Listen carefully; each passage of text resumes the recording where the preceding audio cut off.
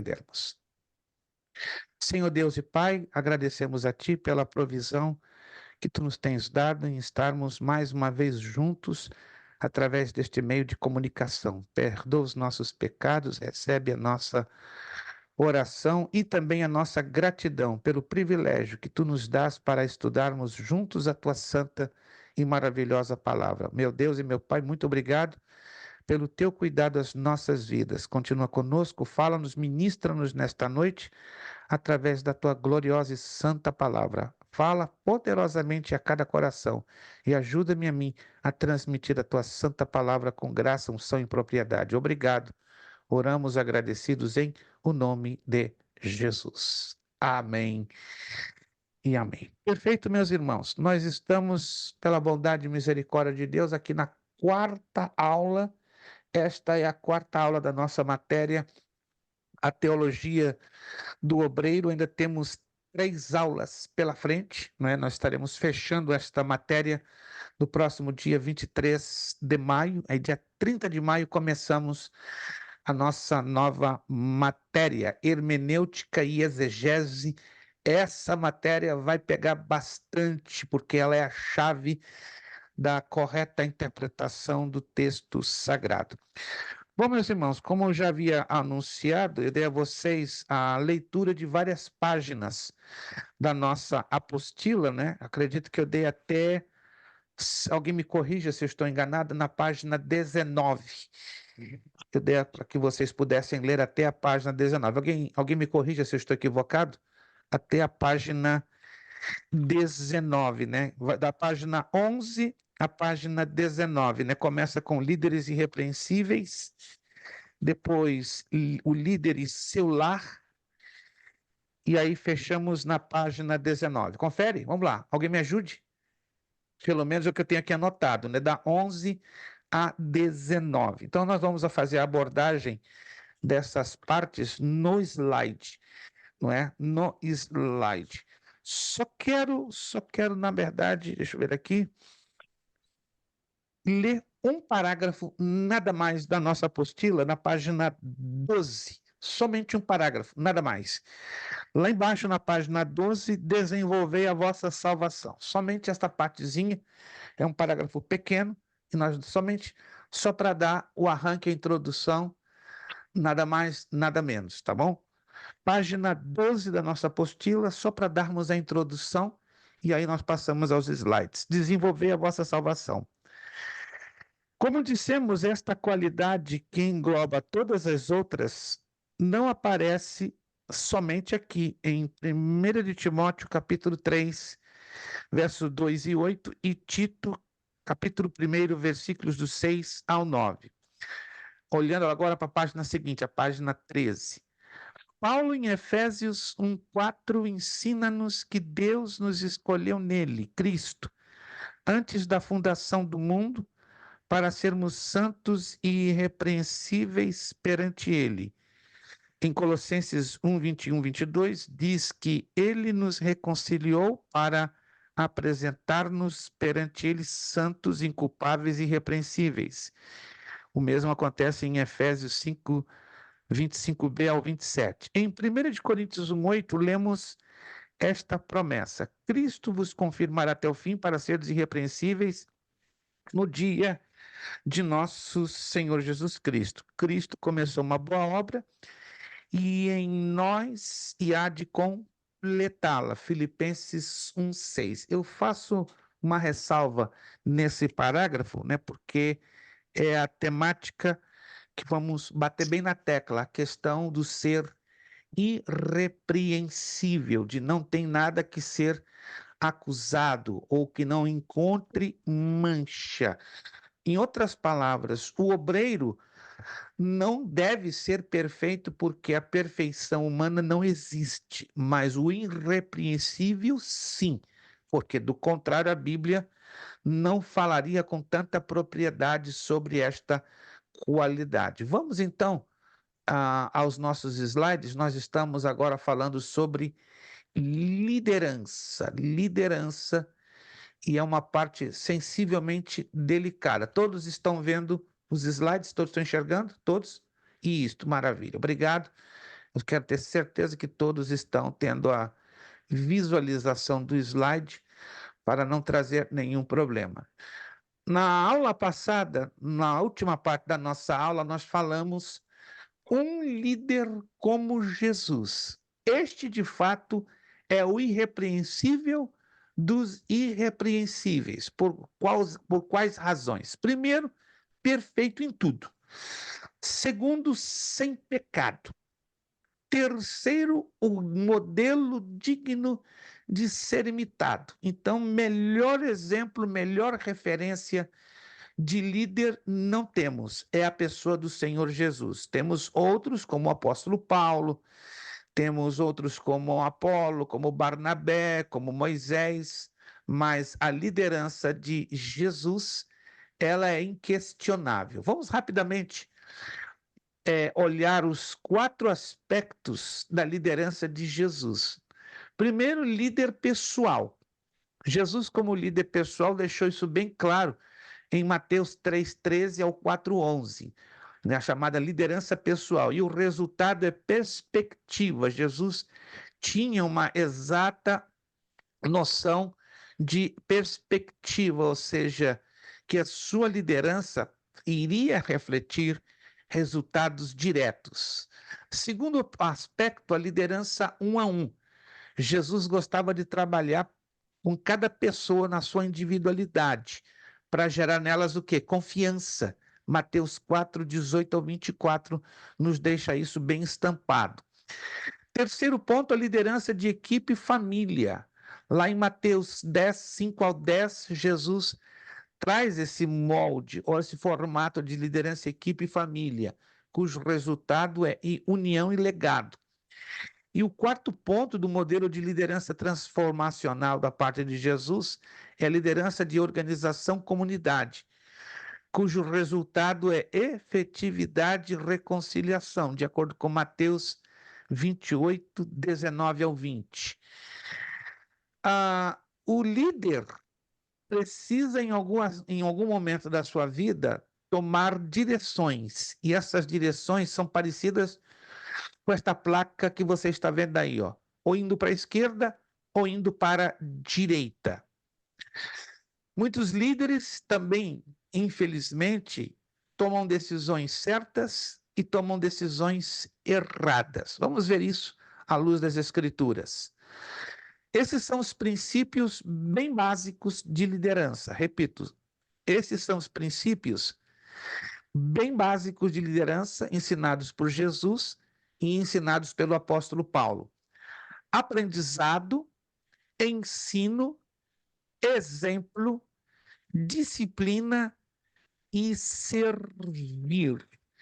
Esses 5 princípios estão dentro dessas páginas que nós mencionamos para que os irmãos pudessem ler, né? Da página 11 à página 19. Vamos conhecer um a um o princípio do aprendizado, o princípio do ensino, o princípio do exemplo, o princípio da disciplina e o princípio de servir. Disposição para aprender, sobre aprender. Está escrito lá no profeta Oséias, capítulo 4, versículo 6. Meu povo está sendo destruído porque lhe falta conhecimento. Vamos entender a importância do conhecimento, como é importante, chamado aprendizado ético. Olha só as situações que se apresentam na prática. Cegueira ética. Não reconhece os problemas éticos porque estão pensando em outras coisas. Mudez ética. Tem ética, mas falham ao enfatizar os valores. Incoerência ética. É um fracasso para resolver inconsistências éticas. Paralisia ética. Imóveis temem as consequências. Hipocrisia ética. Fala uma coisa e faz outra. São um perigo. Porque às vezes tem convicção do que falam, mas não tem ética. Duplicidade ética. Olha só que Que interessante isso aqui, a duplicidade ética. Tem valores confusos, por exemplo, no trabalho e na casa. Duplicidade ética. Acreditam que sua empresa já tem ética e não precisam fazer autoavaliação. Vamos então fazer uma rápida avaliação desses pontos. Deixa eu fazer aqui algumas perguntas aos irmãos. Alguém poderia dar um exemplo na Bíblia Sagrada, se conseguem se lembrar, de algum personagem, né, de algum herói da fé, de algum personagem que lemos nas páginas das Escrituras, que cometeu o problema da cegueira ética, ou seja, de não reconhecer os problemas de comportamento que estavam pensando ou ocupados em uma outra coisa? Alguém se lembra? Eu tenho na minha mente pelo menos 5 exemplos, mas não vou falar dos 5, vou falar talvez de 2.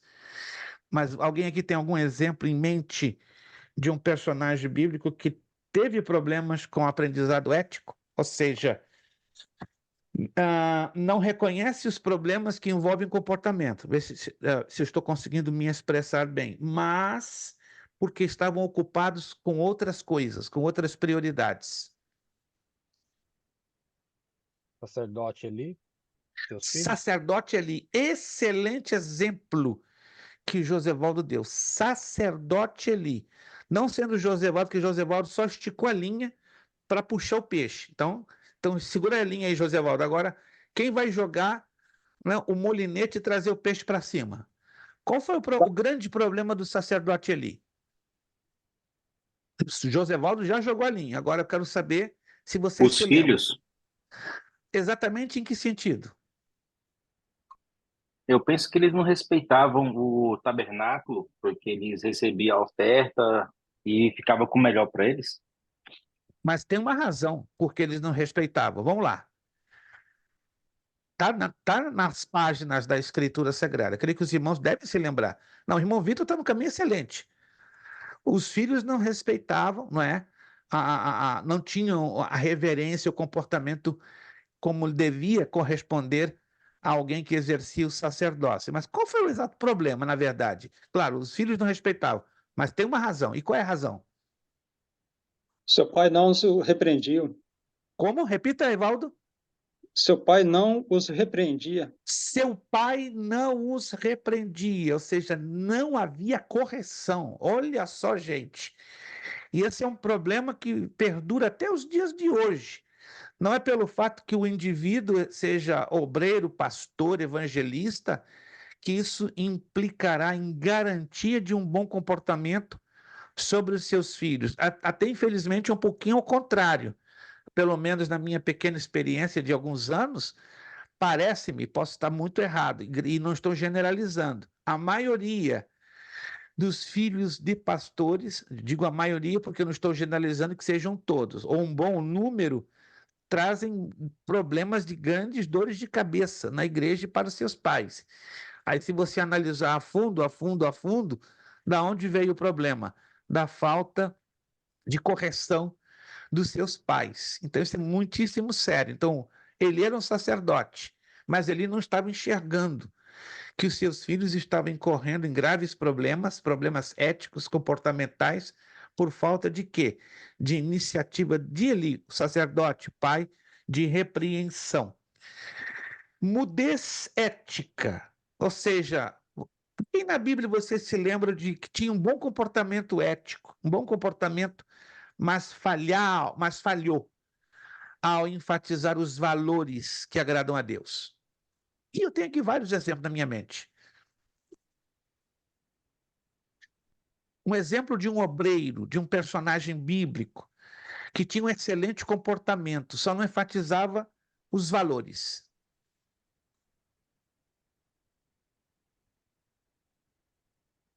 Bem difícil, né? Eu tenho 3 na minha Esaú? mente. Rei Esaú?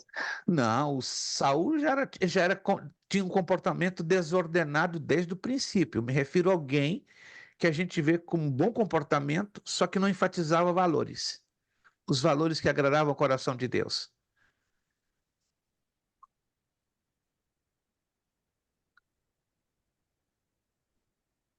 Sansão,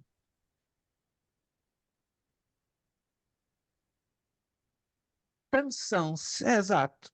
Ele era obediente, fazia tudo que Deus mandava até um certo ponto, mas não enfatizava os valores os quais ele tinha recebido a princípio da parte de Deus. Boa colocação essa da parte do irmão Marcos. Aonde Sansão deslizou? ele não guardou os mandamentos do Senhor. Vamos ser um pouquinho mais específicos. Que mandamentos são esses? Vamos lá. Sansão Ele foi se um grande casou, líder. ele se casou, ele procurou relacionamento com mulher que não era judia. Isso, na verdade, foi uma consequência. É. Vamos agarrar juntos o exemplo de Sansão. Na verdade, essa atitude de Sansão foi uma consequência de um deslize que foi detectado bem antes disso. Alguém se lembra? Eu sei que alguns de vocês estão movidos a leilão de pontos. Vamos lá, 75 pontos. Pronto. Agora eu tenho certeza que vocês vai borbulhar agora as respostas. Isso que o irmão Marcos falou tem sentido, mas isso é a consequência de um grande deslize que veio lá atrás. Lá atrás. Vamos puxar a fita lá para trás. Porque ele se casou com estrangeira? Isso é uma consequência. Eu quero saber a causa. A base. Aonde Sansão definitivamente errou? No que ele errou, começou a vir uma sequência de resultados, uma sequência de consequências. Vocês estão se esquecendo da causa. Vamos lá, diga, Evaldo. Eu acho que ele não foi obediente aos seus pais, porque foi criado, né, de uma forma, digamos, especial. Entendo, aceito a sua resposta, mas está faltando a causa. Tem uma causa muito importante que vocês estão se esquecendo. Rebeldia? Essa é uma consequência. Eu acho que foi uma desobediência ali dele não se misturar com as mulheres Isso é daquele povo. isso é uma consequência, não é a causa. Estou me referindo, Sansão, ele quebrou uma causa. E essa Aí ele causa contou desencadeou o segredo da força dele. consequência. Não estão se lembrando. Tá difícil. Essa causa é dividida em três coisas, em três Ele situações. colocou o sentimento dele em primeiro lugar. Consequência. Ele era nazireu, como é que é? Narizeu? Nazireu. Tá esquentando, Evaldo. Tá esquentando, Evaldo. Deixa Deus te usar, Evaldo. Ai, meu Deus. Tá esquentando, Evaldo. Solta esse mistério. É por Juiz, aí. O caminho é por aí. Aí o caminho. Vamos lá. Ele contou o segredo dele. Consequência. Consequência. Ele tinha um chamado para ser exercido, né? Como ele era nazireu. Certo? Isto. Sabia. Continua. Entendeu? Aí tem tem três coisas envolvidas. Três coisas. Vai lá, Evaldo. Eu tô te dando não tô te dando colher de sopa. Tô te dando colher de sei lá de quê. Se tem uma colher algo maior de colher de sopa, de concha de sopa. Digamos que foi brincando com o pecado, ele foi errando consciente. Consequência. Eita, vocês estão fazendo assim, ó. Vamos lá, vou resolver logo esse assunto. O Evaldo que esteve mais perto, mas eu não posso dar os 75 porque ele não me apresentou os três pontos da causa. Sansão quebrou o voto do nazireado. Ele foi chamado para ser nazireu. E o voto de nazireado era constituído em três pontos. Se quiser anotar, anote. Está lá no livro de Juízes. Não tocar em cadáveres. Não beber bebida forte. E não cortar o seu cabelo. Opa, vou repetir. Não tocar em cadáveres. Não beber bebida forte, ou seja, bebida alcoólica. Ok? E o terceiro que eu falei, vamos lá? Alguém se lembra? Não cortar o cabelo. Não cortar o cabelo. E esses três ele quebrou. Lembram-se disso? Tocou em cadáver. Quando é que aconteceu isso? Alguém se lembra? Quando ele comeu o mel. Isso. Ele foi lá no corpo de um leão. Lembra-se? Um leão estava morto. E tirou do corpo do leão um panal de mel. Ele já quebrou o voto. Outra coisa, o que ele fez? Faltam 2. Quais são os outros 2 que ele quebrou? Tocou em cadáveres, bebeu bebida forte, ele se embriagou por indução de Dalila. Lembra-se disso? E terceiro, foi cortado o seu cabelo.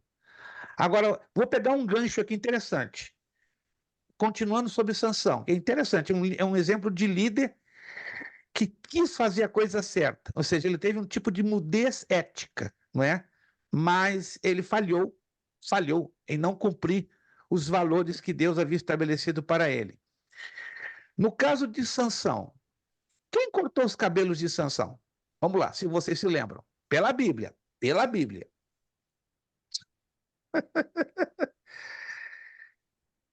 Se é que conseguem se lembrar. Pela Bíblia. Porque se você ouvir de A e B e C, vai ficar bem estranho. Vamos lá. 50 pontinhos. Se você me der pela Bíblia. Pela Bíblia. Os filisteus? Hã? Os filisteus? Quem exatamente? Vamos dar a resposta completa, gente. Vamos dar a resposta completa. Ninguém se lembra? Os guardas? Quantos? 3, 4, 5, 6, 10, 20, 60, 200? Não me lembro a quantidade. Juízes capítulo 18. Capítulo 16. Desculpe. Juízes capítulo 16. 16, verso 18.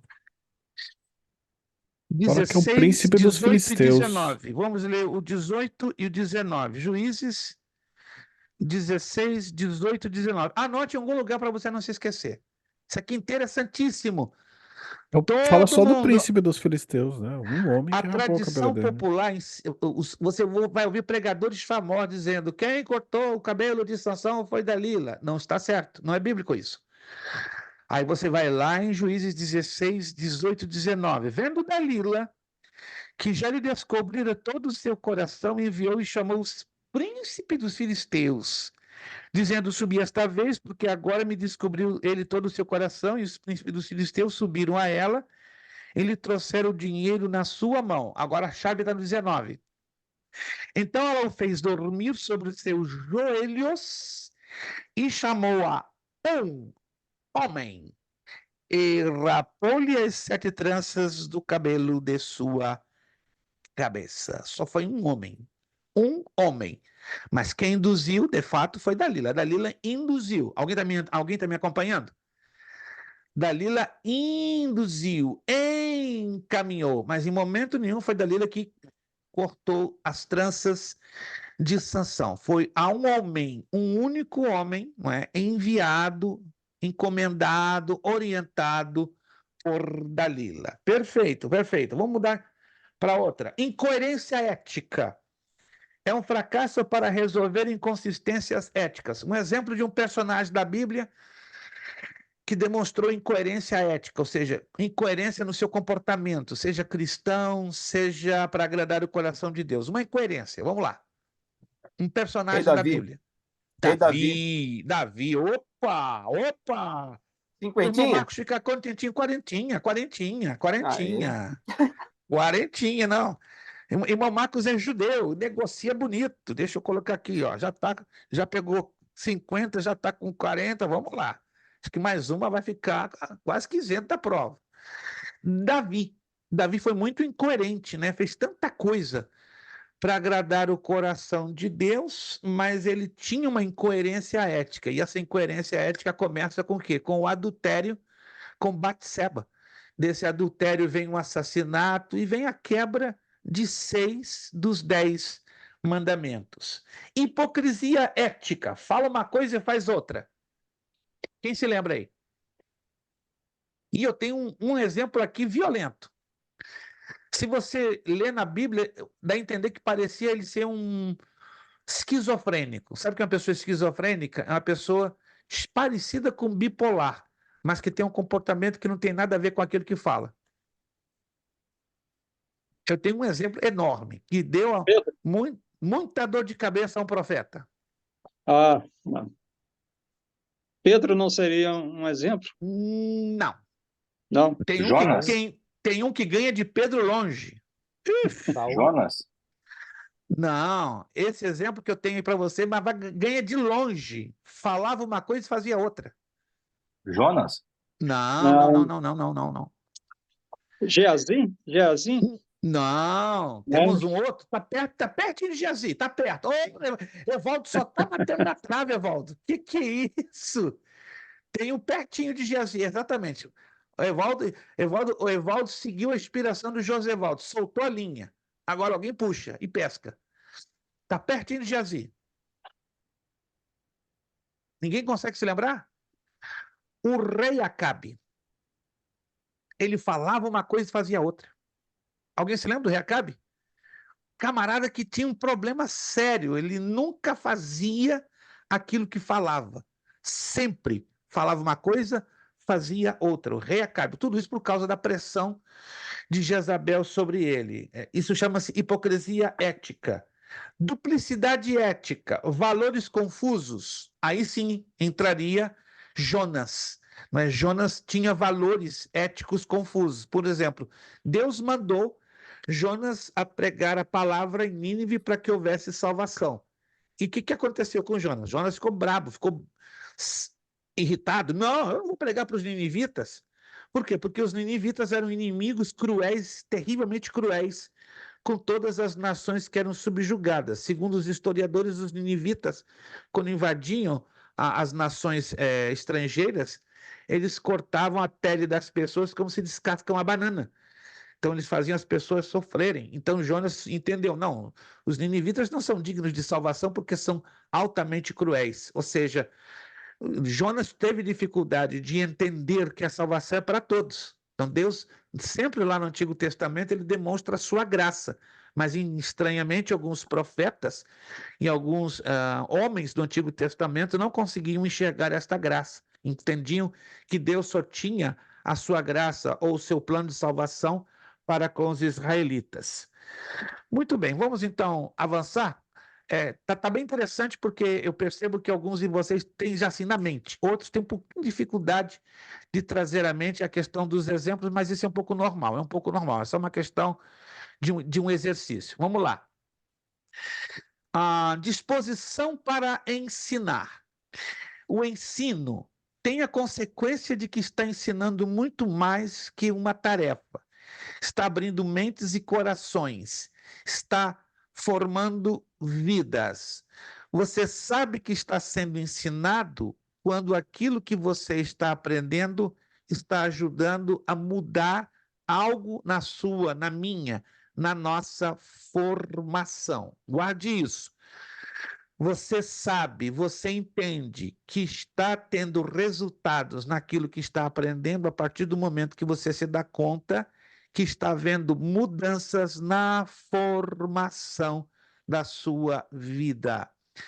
Toda a Escritura é divinamente inspirada e proveitosa para ensinar, para repreender, para corrigir, para instruir em justiça, para que o homem de Deus seja perfeito e perfeitamente preparado para toda boa obra. Segunda carta de Timóteo, capítulo 3, verso 16 e 17. Este é o objetivo da Escritura Sagrada, trazer-nos formação, disposição para ensinar. Jesus deixou lá em Lucas, capítulo 6, verso 40. Não é o discípulo mais do que o seu mestre, mas todo que for bem instruído será como o seu mestre. Olha só que interessante isto.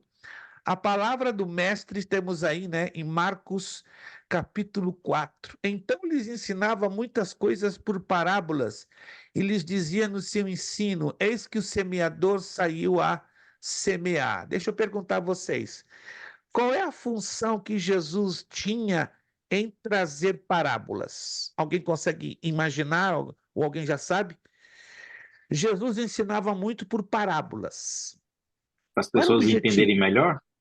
Para entenderem melhor. De que maneira Jesus ensinava por parábolas para que as pessoas entendessem melhor. Eu penso como se fosse um desenho, um filme passando na cabeça, uma explicação bem Algo simples. parecido, mas vamos ser um pouquinho mais específicos. Vamos lá. Qual era a forma que Jesus usava para ensinar em parábolas? Alguém aqui já leu as parábolas de Jesus? Alguém já leu aqui? Já leu alguma? Pelo menos uma, duas, três? Isso. O que você percebe de comum em cada parábola? Elas são diferentes, são 53 parábolas, mas elas têm um ponto muito comum, muito semelhante entre uma e outra. Qual seria esse ponto comum? A menos que alguém não tenha percebido esse ponto comum. Todas as parábolas são diferentes. A parábola do rico, a parábola do semeador, a parábola disso, a parábola daquilo, mas em cada parábola tem exatamente o mesmo ponto comum. Qual seria esse ponto comum? Justiça? Esse seria um resultado. Eu estou perguntando a causa. Cotidiano Trazer o dos judeus. arrependimento? Seria uma consequência. Alguém começou a falar e parou no caminho. Vamos lá. O cotidiano dos judeus. O cotidiano dos judeus. Josevaldo, eu não posso ficar quieto. Josevaldo tem um detalhe interessante, ele fica quieto, mas quando abre a boca é para Deus usar mesmo. 50 pontos para o Josevaldo. Oh, meu Deus! 50 para Josevaldo. Jesus usava o cotidiano, o dia a dia. Perceba isso com atenção. Cada parábola, Jesus usa o cotidiano, ou seja, o que era comum à cultura judaica no seu dia a dia. Ninguém percebeu isso ao ler as parábolas? A parábola do semeador. Qual era o dia a dia dos judeus? A agricultura, a lavoura, né? E assim por diante. Analisa bem a fundo. Cada parábola, Jesus usava exatamente o dia a dia. Vamos voltar lá. Que interessante isso aqui. Perfeito. Liderando pelo exemplo. O exemplo, ele é poderosíssimo. Aqui nós colocamos isso aqui, ó. Haja com sinceridade, justiça e integridade. Desta forma, ensinará tais valores sem esforço. Observe isso aqui. Quando o obreiro é sincero, ou o líder é sincero, justo e íntegro, não há que se esforçar. Não há que se esforçar. É natural. As pessoas vão ver em você que é líder, sua vida de sinceridade, sua prática de justiça e seu exercício de integridade. Tito 2,7,8. Em tudo te dá por exemplo de boas obras. Na doutrina mostra integridade, sobriedade, linguagem sã e irrepreensível. Olha só que interessante. Olha esse desenho, essa ilustração aqui um pouco forte, né? Uma senhora super estressada, estressadíssima, boca aberta, nervosa, como querendo matar alguém.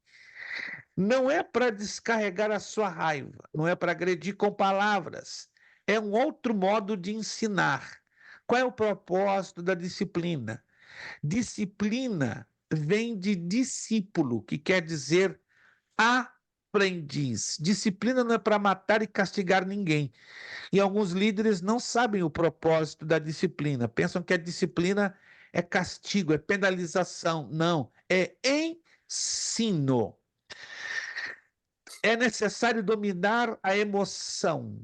Muitos têm uma grande dificuldade. Foi falado aqui o exemplo de Pedro. Pedro tinha uma grande dificuldade de dominar as suas emoções. Então temos que ter bem equilibrado nossas emoções debaixo da razão. A liderança que serve. Olha os 6 princípios da liderança que serve. Deus chamou a mim, chamou a você para vivermos esses 6 princípios para a liderança servidora. Primeiro, dependência. Segundo, aprovação.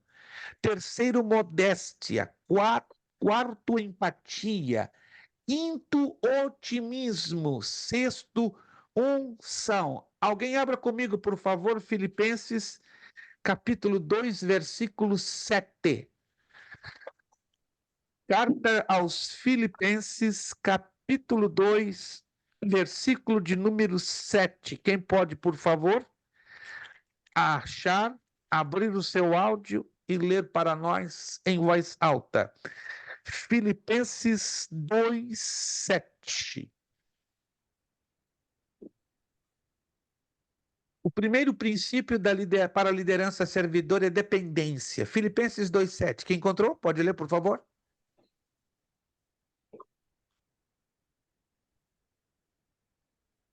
Mas Antes aniquilou-se a si mesmo, esvaziou, assumindo a forma de servo, tornando-se em semelhança de homens, e Muito obrigado. Mas reconhecido por aniquilou-se a figura si humana. mesmo, tomando a forma de servo, fazendo-se semelhante aos homens. Como aqui aprendemos dependência, irmãos? Vamos lá. Vamos tentar interpretar esse texto, já que o primeiro princípio da liderança servidora é dependência. Como se aplica esse texto? Vamos lá. Vocês entenderam o que acabaram de ler? Aqui tem um princípio, né? É o primeiro princípio da liderança que serve, dependência. Em que aspecto aqui funciona essa dependência?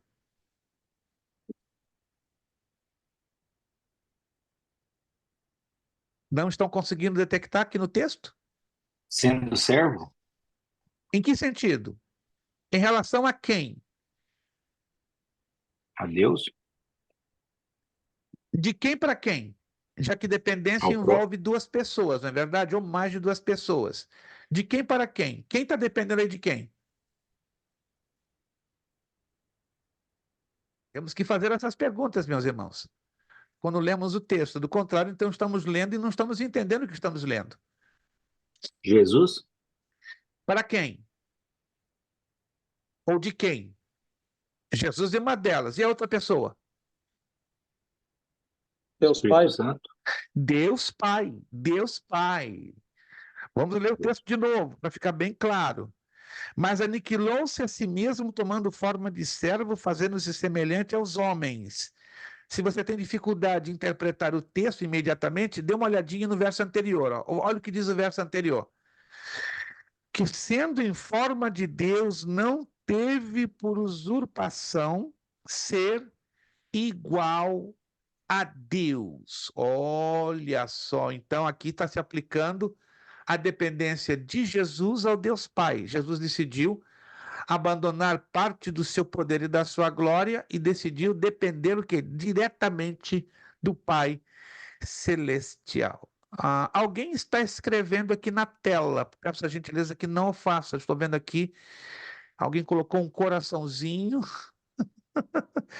Por favor, não faça isso, que nós estamos em aula, não é um negócio muito, não sei quem, alguém, não sei, eu vi aqui, alguém escreveu aqui na tela, está em azul. Isso aqui não foi coisa minha, né? Não estaria fazendo um coração assim, um negócio curioso, né? Então, por favor, não faça isso, porque fica uma coisa bem estranha, uma vez que estamos ministrando, sei que você está tentando usar os recursos que você tem à sua disposição, mas não faça isso, por gentileza. Obrigado. Salmo 40, verso 8. Vamos abrir o Salmo 40, verso 8. Segundo princípio, aprovação. Aprovação. É o segundo princípio da liderança servidora. Salmo 40, verso 8. Quem achar pode ler para nós, por favor? Salmo 40, verso 8.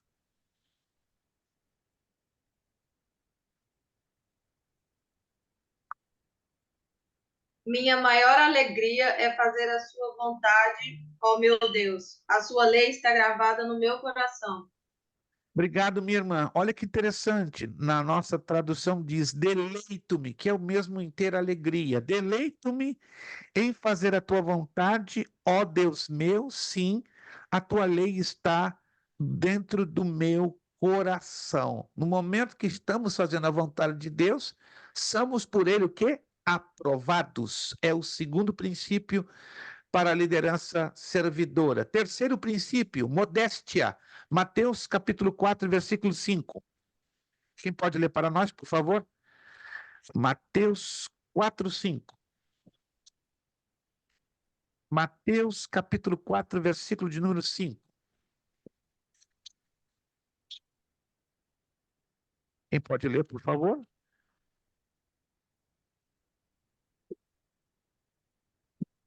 Então o diabo o levou à cidade santa, colocou-o sobre o pináculo do templo. Olha que interessante. Qual é o objetivo do diabo em colocar Jesus no pináculo do templo? Se você já leu esse texto alguma vez. Vamos lá. O diabo tinha alguma intenção em colocar Jesus no pináculo do templo. Qual seria essa intenção?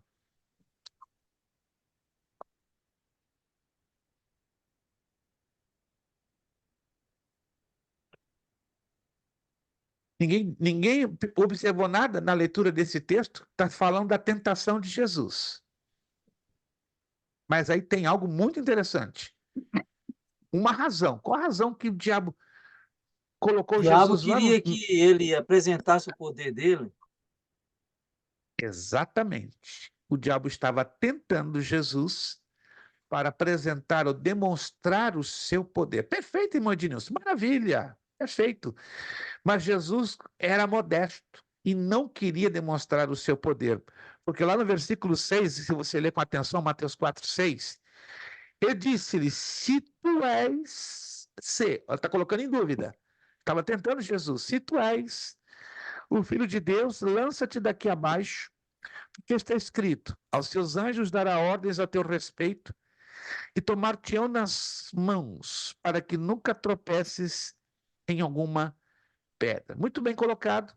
Então Jesus aqui mostrou que a sua modéstia em não querer provar que ele era e é o Filho de Deus. Quarto princípio, empatia. Empatia, vamos lá. Empatia. Empatia não é simpatia, empatia não é antipatia. Empatia é um pouco diferente. Tem 3 palavras parecidas: empatia, simpatia e antipatia. Vamos lá. O que vocês entendem por empatia? Ah, e tem apatia. Ih, rapaz, língua portuguesa. Apatia, empatia, simpatia e antipatia. Empatia é se colocar no lugar do outro. Isto. Ô, irmão Marcos.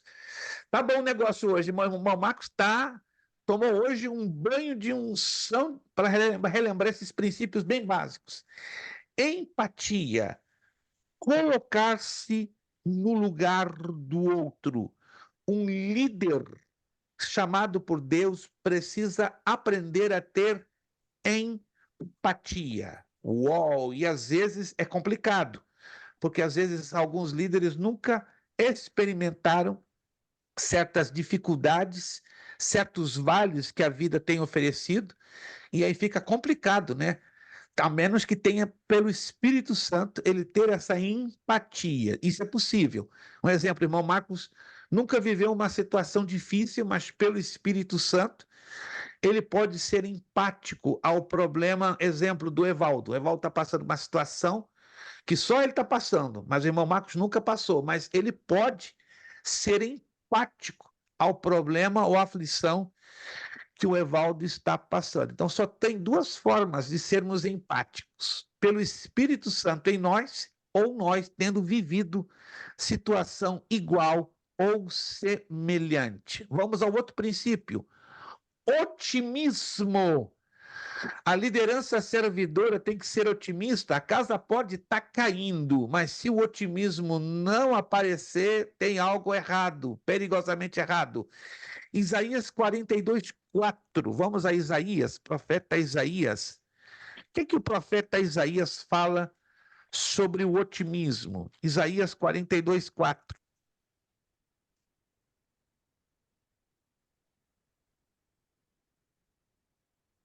Quem pode ler para nós, por favor? Isaías capítulo 42, versículo 4. Ele mesmo não deixará de brilhar e ficará firme até que a justiça e a verdade sejam cumpridas em toda a terra, até que os povos mais distantes, além dos mares, confiem nele. Muito boa a sua tradução, irmã Aline. É uma paráfrase, né? Ela amplia, né? Ela explica o sentido do texto. Muito boa. Parabéns pela sua tradução. Almeida, Revista Corrigida, diz: não faltará, nem será quebrantado até que ponha na terra o juízo, e as ilhas, e na tradução da irmã Aline é as nações, aguardarão a sua direção, a sua palavra, o seu ensino. E aqui diz: as ilhas aguardarão a sua doutrina. Então, esse texto fala do otimismo, né, que a liderança servidora tem que ter. E a unção. Unção não pode faltar. Atos 10, 37 e 38. Vamos a Atos dos Apóstolos, capítulo 10, versos 37 e 38. O que diz lá em Atos 10, 37 e 38?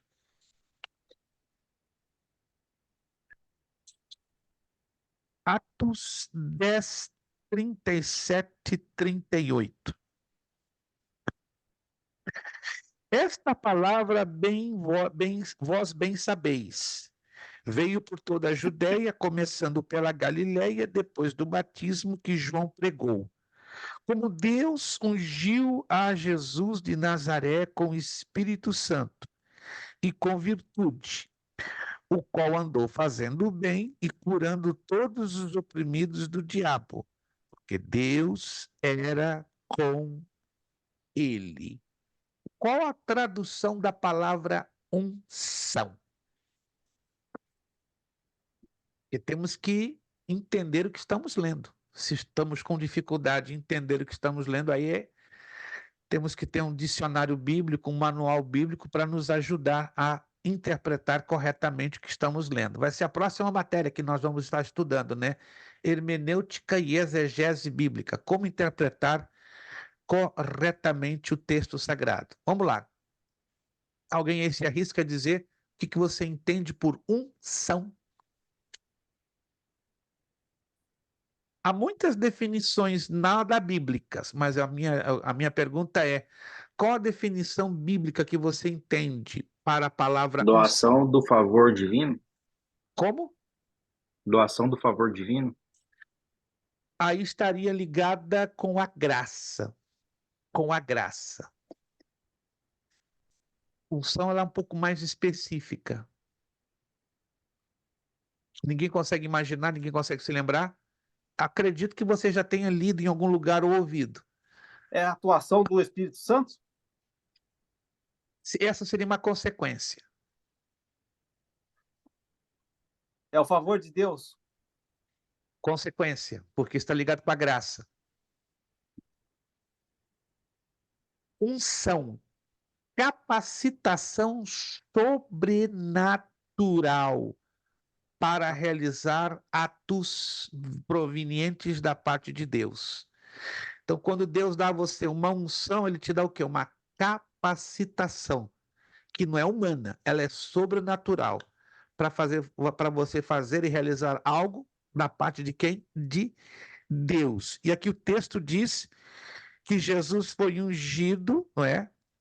Como Deus ungiu a Jesus de Nazaré, então ele recebeu uma capacitação sobrenatural e com virtude. Aí a palavra virtude está ligada aos dons, não é?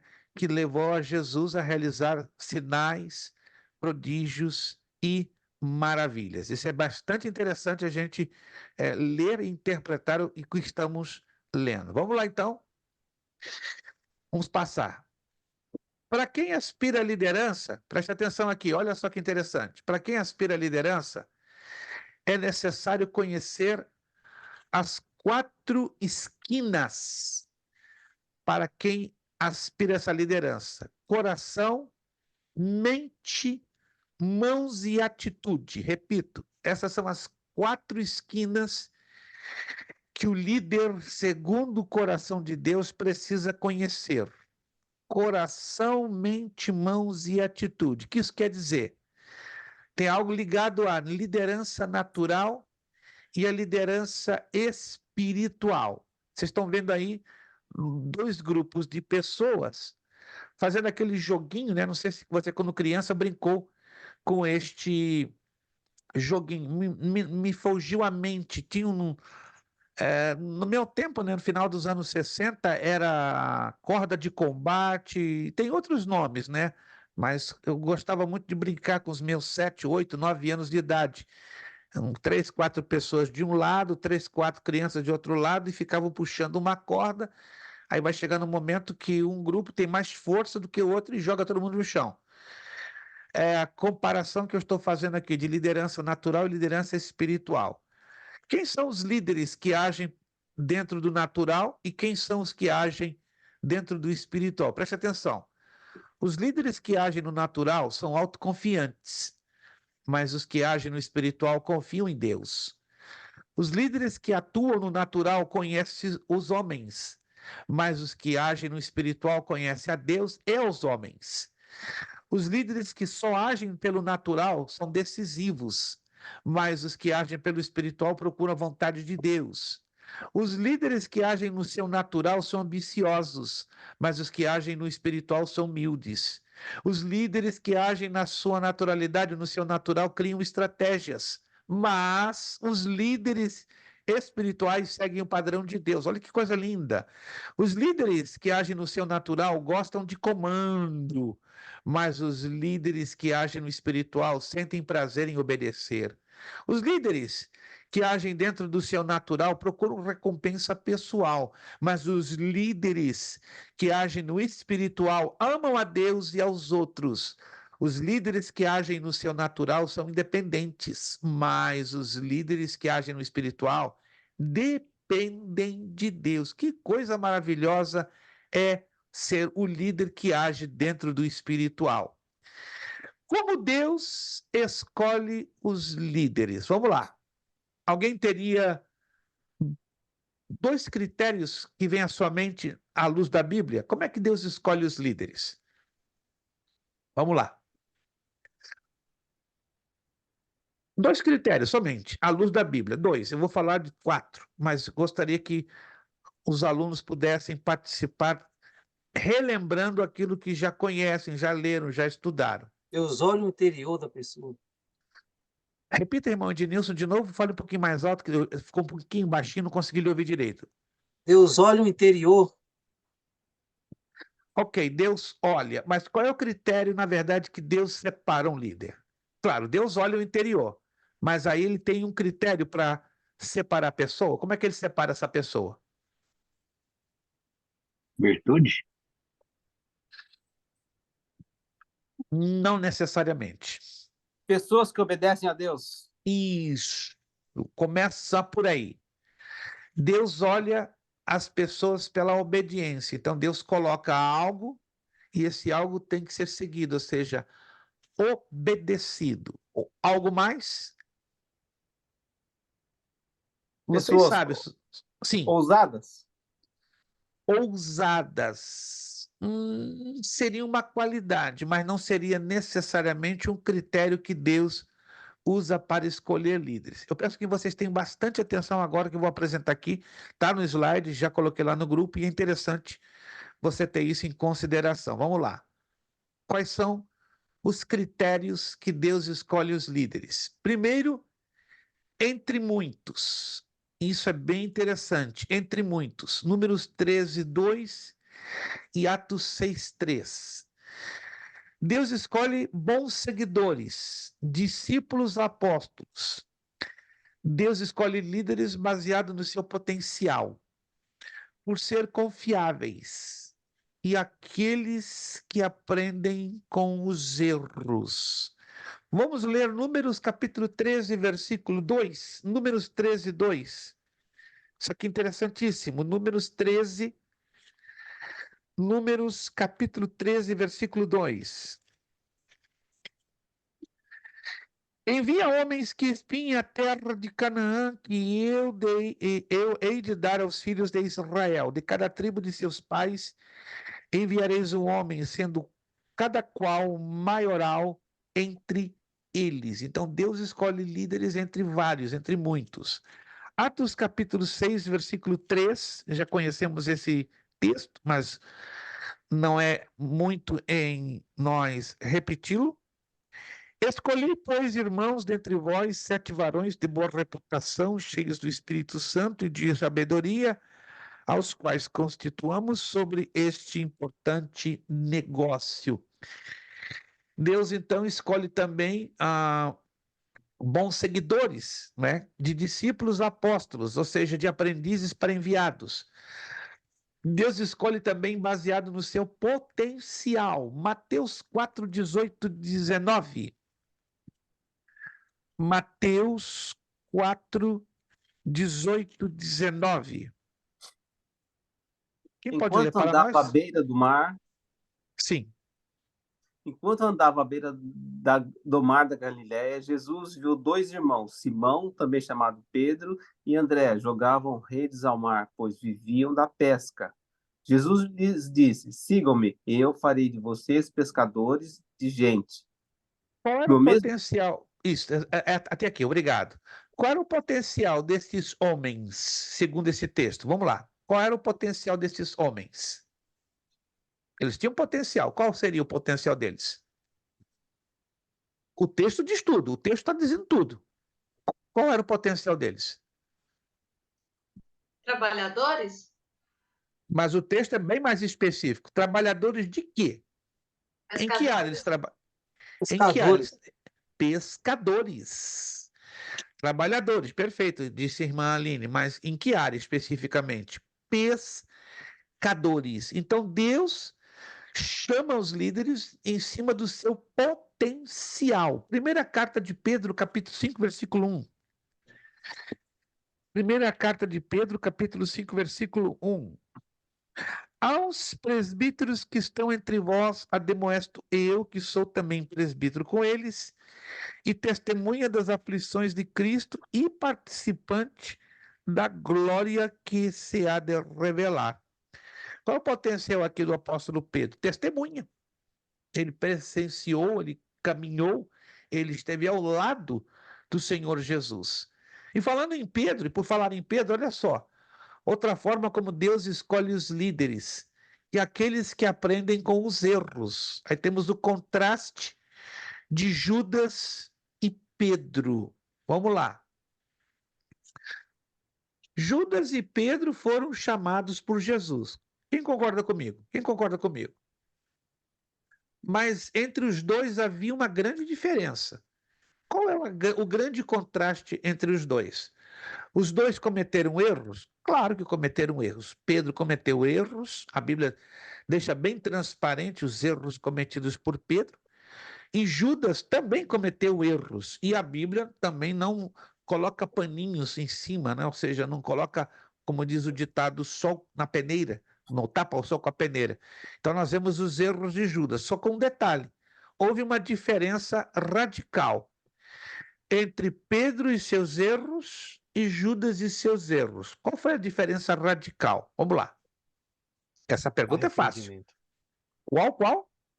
Arrependimento. De parte de quem? De Judas ou de Pedro? De Pedro. De Pedro. Judas não teve arrependimento. Mas o que Judas teve, gente? Porque diz a escritura lá que quando ele chegou para os fariseus para devolver as moedas, os fariseus disseram: não, fica contigo. Seja, o sangue desse homem está na tua mão. Aí nós vemos uma atitude estranha, né? Que Judas jogou as moedas, diz a escritura que ele saiu para chorar. Choro indica arrependimento unicamente ou não? Não.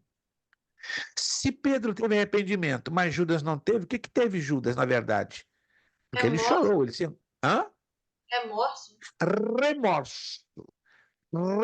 Remorso. O arrependimento leva a uma mudança de atitude. O remorso é igual a lágrimas de crocodilo. Já ouviram falar dessa, de lágrimas de crocodilo? Ei, nós estamos aqui no estado da Flórida. Pensa no lugar que tem crocodilo de graça. Está aparecendo crocodilo aqui em Orlando, não sei como. Porque aqui tem muita lagoa. Então, meu amigo, se você vai no canal de Orlando aqui, é crocodilo para lá, crocodilo para cá, jacaré com força. Mas por que se fala? Não sei se alguém já sabe, né? Já ouviu falar dessa frase, desse provérbio? Ei, aquele irmão está chorando como lágrimas de crocodilo.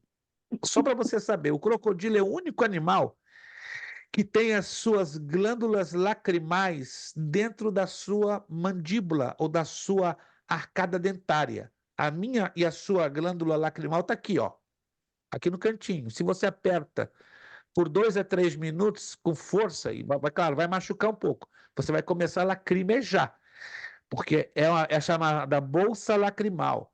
Agora, o crocodilo, o jacaré, sabe onde tem? Aqui, ó, lá atrás, na mandíbula. Então quer dizer que quando o crocodilo, o jacaré tá, ó, comendo feliz da vida, ele tá, ó, chorando. Faz sentido? O camarada tá comendo uma janta deliciosa e tá chorando. Ninguém come uma janta e começa a chorar, só se está emocionado. Mas o crocodilo tá ali, ó. No momento que ele está fazendo o ato da mastigação, ele está oprimindo as suas glândulas lacrimais. Por isso chamado lágrimas de crocodilo, né? É o tipo de remorso. O camarada está chorando, mas não tem a intenção exata do arrependimento.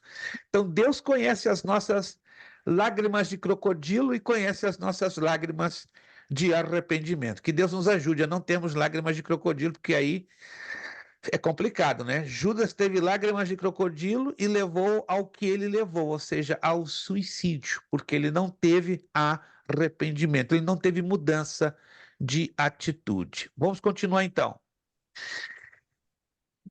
Alguém se lembra desta ilustração? Essa ilustração lembra o quê? Há um ato muito bonito que Jesus exercitou no seu ministério. Alguém se lembra ou não? Lavando os pés dos apóstolos. O quadro Lavando chama os lava-pés. pés dos discípulos, inicialmente, né? Dos Sim, sim. discípulos. Isso. Jesus, com isso, está demonstrando o quê exatamente? Essa atitude demonstra o quê exatamente da parte de Jesus como líder? Humildade. Humildade, serviçal. Jesus, como humilde, como servo, está demonstrando isso. A liderança servidora, como que serve? Jesus conclamava o tipo de liderança que ele mesmo exemplificava, o de bem servir, característica tão incomum naquela época como agora. Irmãos, há uma confusão generalizada hoje entre chefe e líder. Há uma diferença, e parece que nós vemos em alguns obreiros da casa do Senhor, como pastores, evangelistas, diáconos e presbíteros, a ideia mais de chefia do que de liderança. Que a diferença é essa aqui, ó. O chefe manda, o líder ele arrasta pelo exemplo, né? O chefe aponta o caminho, o líder vai no caminho.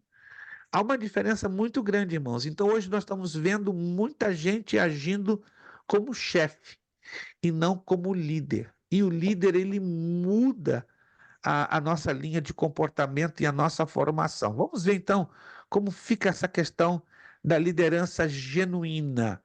Jesus conclamava ao tipo de liderança, repito, que ele mesmo exemplificava, o de bem servir.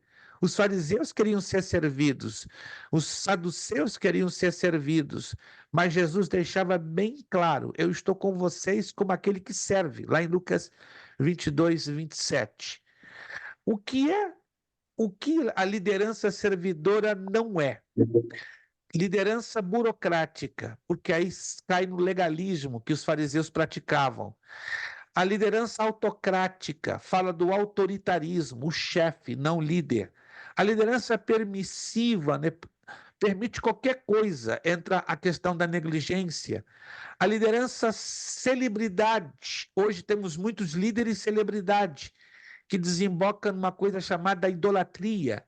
A liderança solitária, não quer compartilhar a autoridade que lhe fora delegada. Então são pessoas individualistas, egoístas. Liderança de orquestra fala da dependência excessiva. Isso não é liderança servidora. Olha que coisa linda, irmãos. Qualidades da liderança servidora. Olha só que impressionante isso aqui, olha. Eu sei que você tem aí o seu slide, mas olha que coisa impressionante. São três círculos que se juntam, né, que se cruzam entre si. Caráter, visão e competência. Vamos rapidinho, vamos destrinchar isso aqui. O que você entende por caráter? Caráter. William, exemplo, William, esse rapaz, esse servo, eita, homem de bom caráter. Ednilson, nem se fala, é tão bom caráter que a uma milha de distância todo mundo já sabe. Esse é o Ednilson, grande homem de caráter. O que você entende por caráter?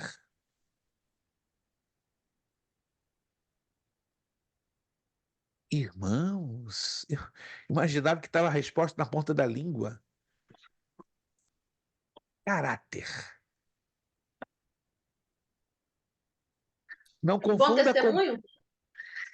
Está ligado diretamente com testemunho. É a forma que a nossa forma de ser, demonstramos ser pelo nosso caráter.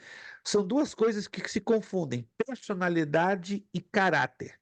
Nós nascemos com a personalidade, mas com o passar do tempo, nós desenvolvemos o nosso caráter. Tem três formas do nosso caráter ser desenvolvido. Dentro de casa, com a criação que papai e mamãe nos deu, o ambiente que nos cerca molda o nosso caráter, não é verdade?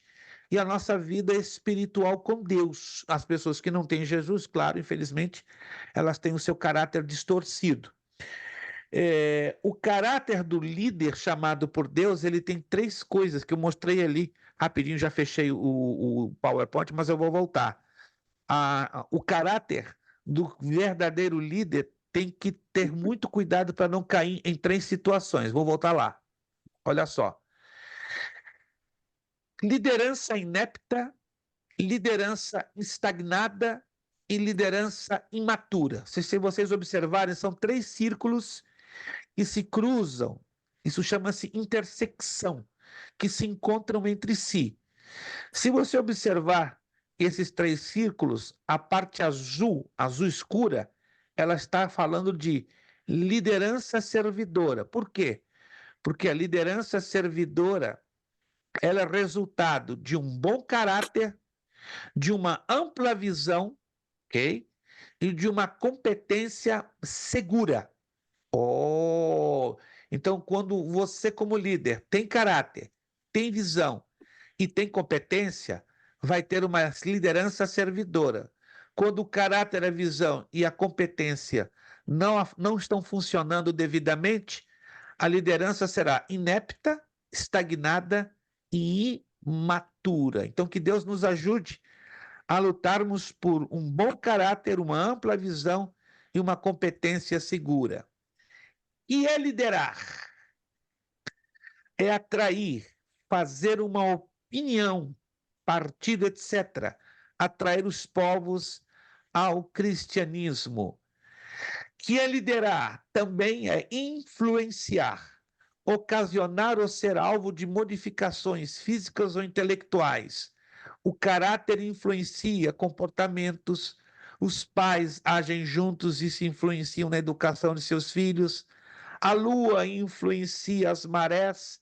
Então, liderar fala de influenciar. O que é liderar? É motivar, servir de motivo a algo, causar, despertar interesse, estimular. Vamos lá. Me deem duas causas que vocês imaginam que podem desmotivar um cristão, que não pode partir de um líder. Se o líder age dessa maneira, então está errado. Vamos lá.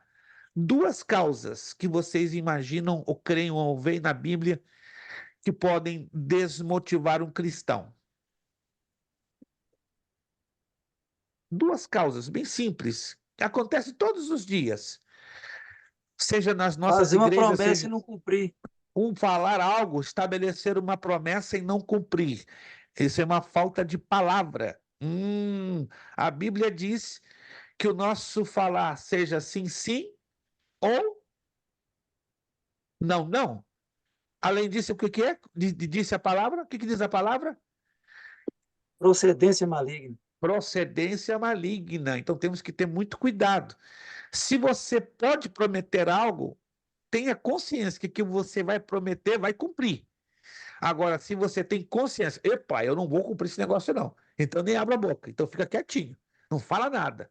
Agora, tem líderes que falam, eu faço, eu vou fazer isso, eu vou fazer aquilo, e no final das contas não faz. Então, o compromisso dele, o testemunho dele fica o quê? Comprometido. Outra coisa que desmotiva qualquer cristão, partindo de um líder. Mau testemunho. Pregar e não praticar?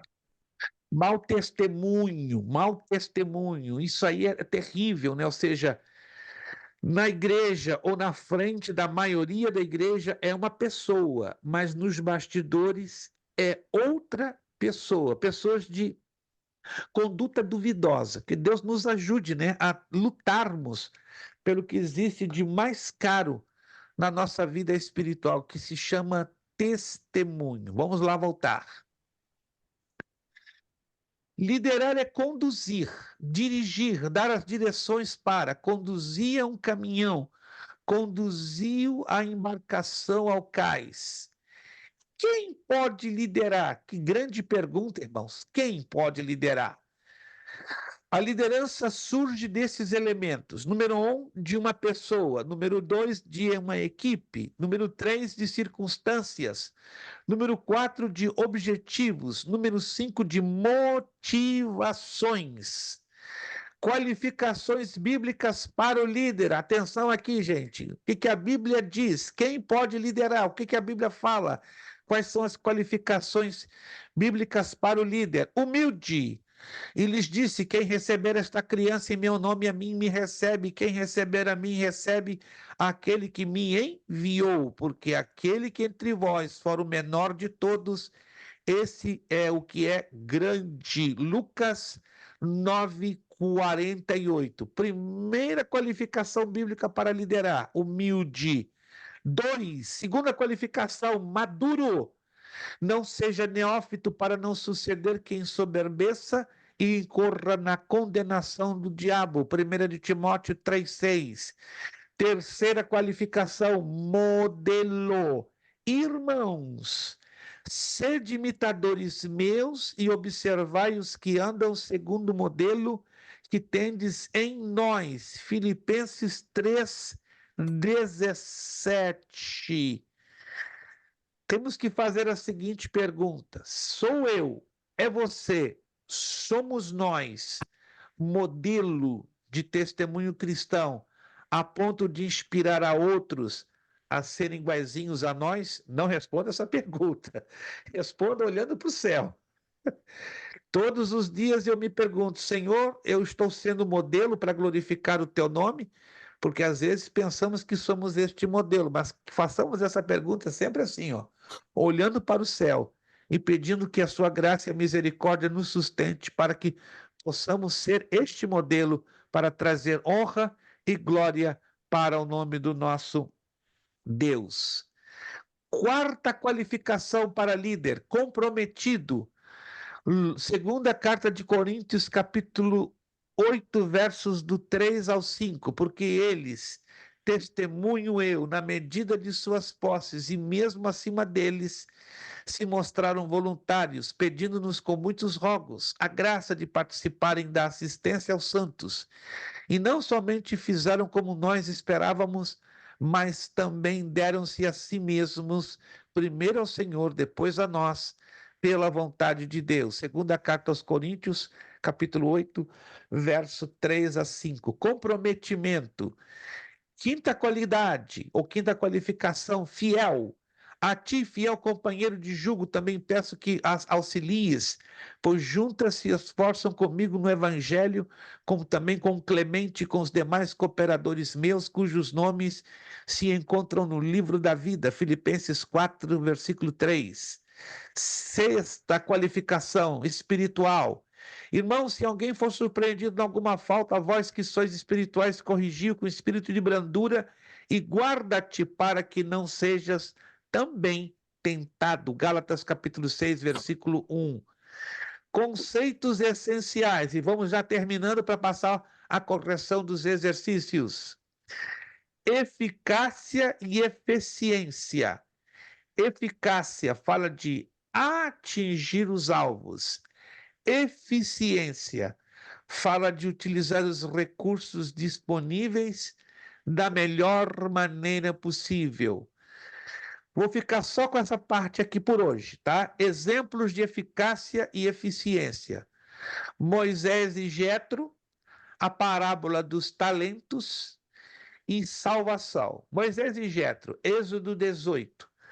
Está escrito: além disto, procurarás dentre todo o povo homens de capacidade, tementes a Deus, homens verazes que aborreçam a avareza, e os porás sobre eles chefes de 1000, chefes de 100, chefes de 50 e chefes de 10. A parábola dos talentos em Mateus 25, 14 a 29 diz: porque é assim como o homem que, ausentando-se do país, chamou seus servos e lhes entregou seus bens. E salvação, lá falando de 2 de Coríntios 5,14. Pois o amor de Cristo nos constrange, pois julgamos assim como se um morreu por todos, todos logo morreram. Com respeito a Moisés e a Jetro, irmãos, com respeito a Moisés e a Jetro, o que nos chama a atenção no princípio de liderança entre os dois? Vamos lá. Para nós fecharmos por hoje e damos a continuação na próxima aula. Algo muito que nos chama a atenção entre Moisés e Jetro, que ali nós encontramos alguns importantes princípios de liderança. Quais seriam? O Jetro instruiu Moisés a delegar. Delegar. Excelente, irmão Marcos. Jetro instruiu a Moisés a delegar. E hoje em dia nós não estamos vendo muitos líderes que estão dispostos a instruir para repartir a autoridade. Então, delegar o que é? Repartir a autoridade. Eu dar na mão do irmão Ednilson uma autoridade para fazer tal e tal e tal coisa. Eu repartir a autoridade para o Evaldo para fazer tal, tal, tal e tal coisa. Hoje estamos vendo líderes que concentram muita autoridade, muito poder, só querem eles fazer. Isso é um tipo de liderança autoritária. Então, Jetro, ao contrário, ensinou a Moisés a delegar, a repartir. Outra coisa que Jetro, lendo a palavra de Deus, ensinou a Moisés. O que Jetro de tão importante também ensinou a Moisés, além de delegar?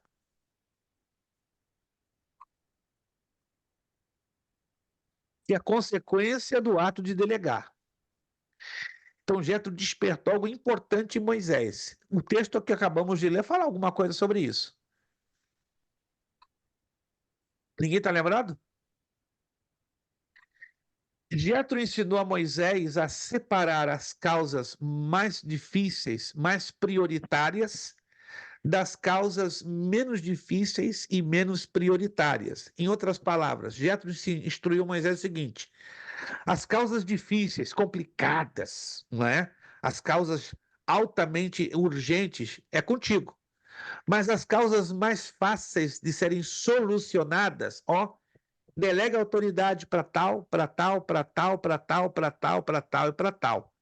Isso que Jetro ensinou a Moisés, não apenas delegar, mas repartir os critérios de autoridade que um líder dirigido por Deus tem que ter em mente, que ele não faz nada sozinho. Uma pessoa, nenhum de nós fazemos nada sozinhos. É só em algumas e raríssimas exceções que podemos e às vezes conseguimos fazer alguma coisa sozinho, mas na verdade nenhum de nós na sua totalidade conseguimos fazer as coisas sozinhos.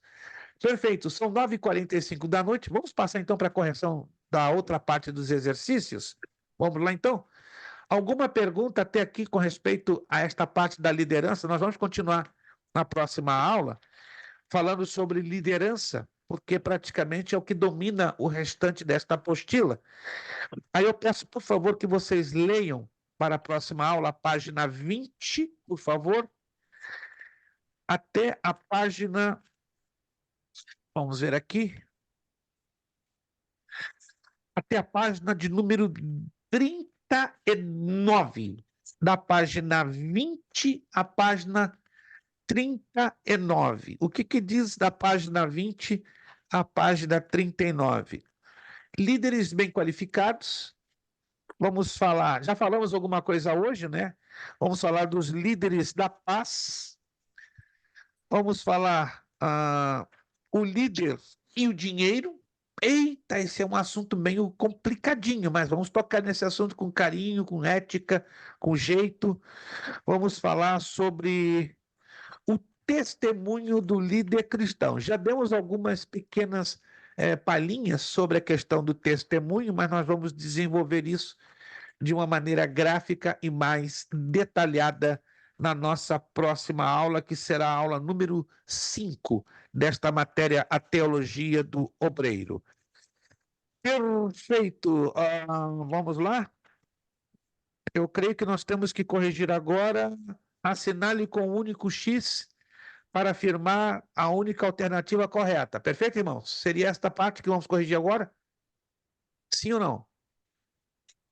O professor Evaldo levantou a mão, a gente abaixa a cabeça e diz amém. Evaldo falou, tá falado. Evaldo é autoridade. Vamos lá, gente. Assinale com o único X para afirmar a única alternativa correta. Número 1. O livro de Atos dos Apóstolos nos revela a instituição dos Primeiros 7 diáconos da igreja. Letra A.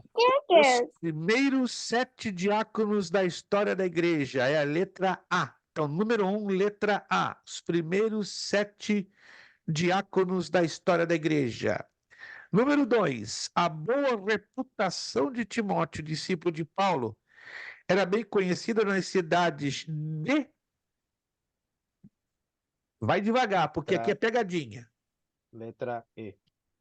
E nenhuma das respostas Josevaldo não titubeou. Gente, foi uma segurança que até tremeu aqui do meu lado. Ele foi letra E, direto.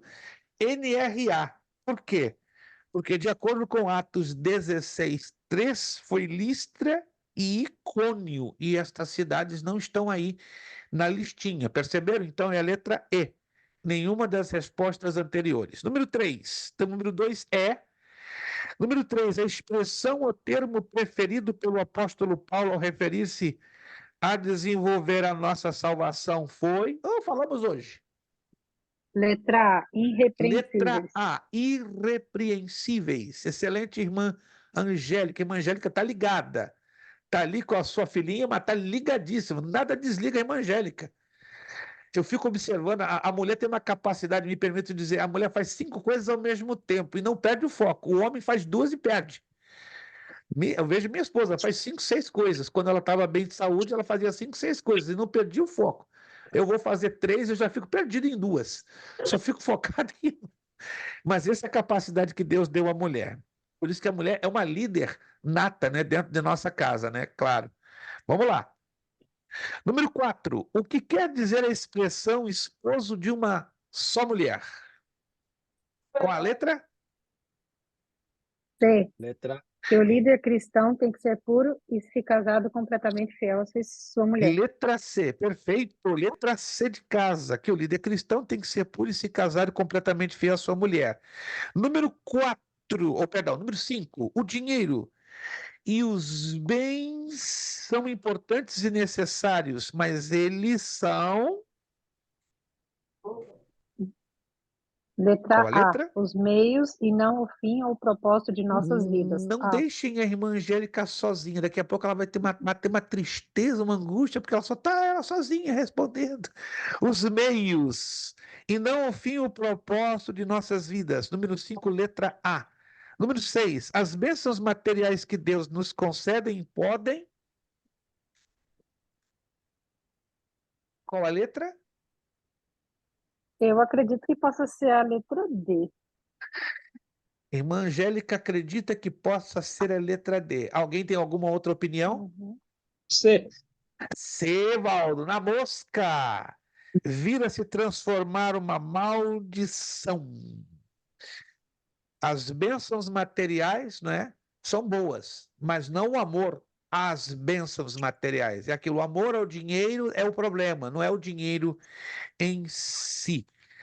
E vamos corrigir o responda. Vamos lá, o responda na página seguinte. O relacione coluna A com a coluna B, vamos deixar para a próxima aula. Responda. Mencione pelo menos 2 passos preventivos quanto ao obreiro ser puro e fiel ao seu cônjuge. 2. Tem vários, que se você ler na apostila com atenção vai nos apresentar.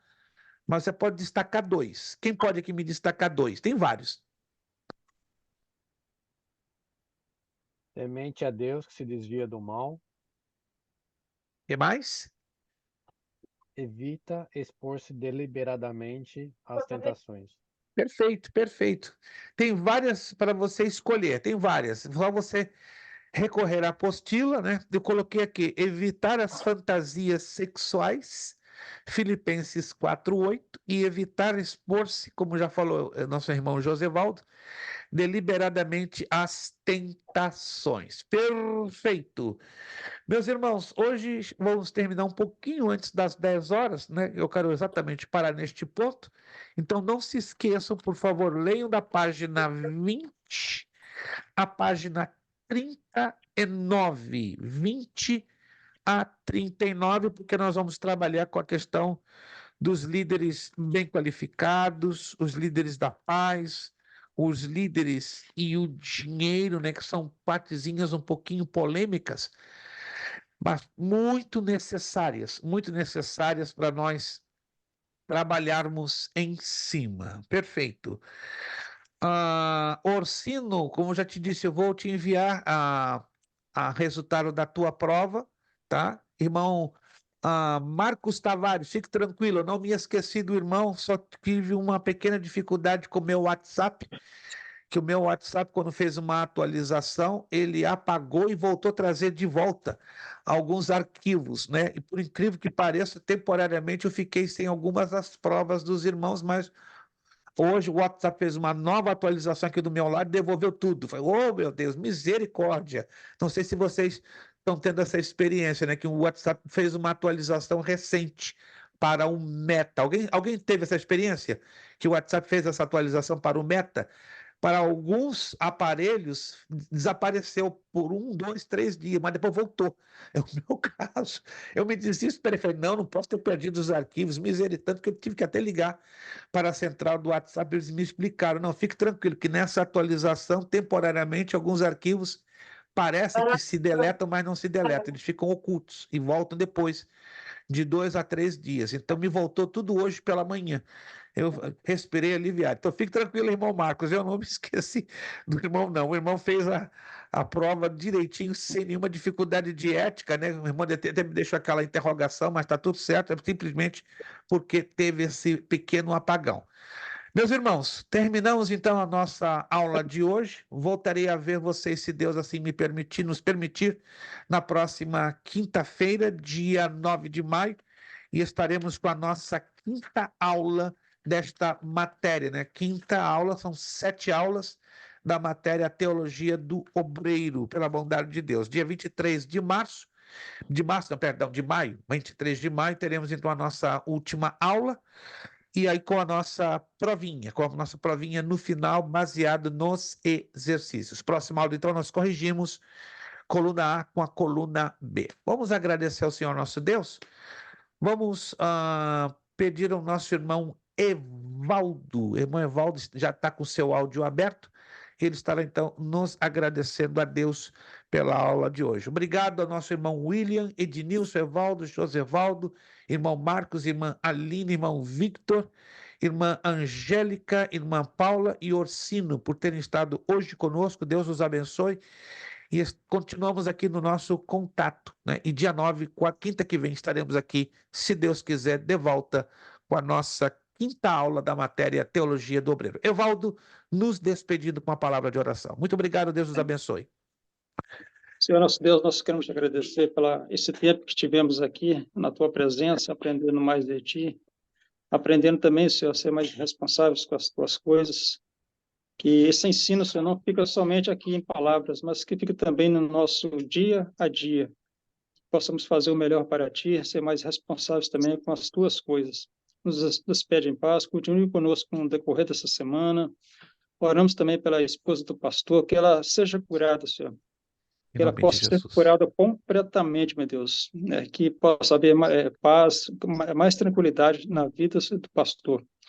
Também nós agradecemos pelos novos alunos. Nós estivemos orando por um bom tempo, que esse trabalho se expande. Queremos também aqui deixar a nossa gratidão, que Meu possa Deus. também, Senhor, vir outros a agregar conosco e estudar a tua palavra. Seja conosco no decorrer deste fim de semana. Assim é a nossa oração, em nome de Jesus. Amém. Amém. Pegando no gancho aí da oração do nosso irmão Evaldo, se você se sentir à vontade, ninguém é obrigado a fazê-lo. Se você se sentir à vontade em convidar irmãos para se aderirem ao nosso grupo como novos alunos, fique bem à vontade, passe o nosso contato para nós, entende? Irmãos que possam assumir o compromisso de estarem aqui conosco todas as quintas-feiras. Você sabe que não é fácil, é um desafio estar aqui todas as quintas-feiras, uma vez por semana só, mas é desafiante, concorda comigo?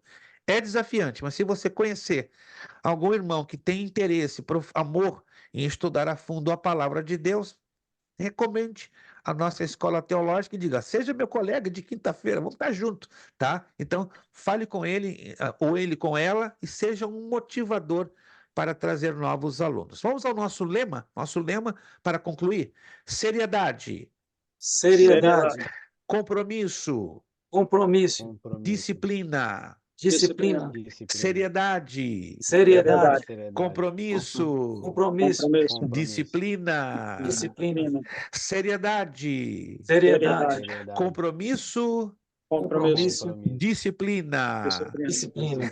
É necessário que ele cresça É necessário que ele cresça e que eu diminua. e eu diminua. É necessário que ele cresça É necessário que ele cresça e que eu diminua. e eu diminua. É necessário que ele cresça É necessário que ele cresça e que eu diminua. e eu diminua. E a Deus damos o quê? A honra, a glória e o poder. Muito obrigado. Ó, no coração de vocês, Deus os abençoe. Ótima noite de quinta, ótimo final de semana. Uma abençoada semana. Vejo vocês, se Deus quiser, na próxima quinta, dia 9 de maio. Muito obrigado a todos. A paz do Senhor Jesus. Muito obrigado. Amém.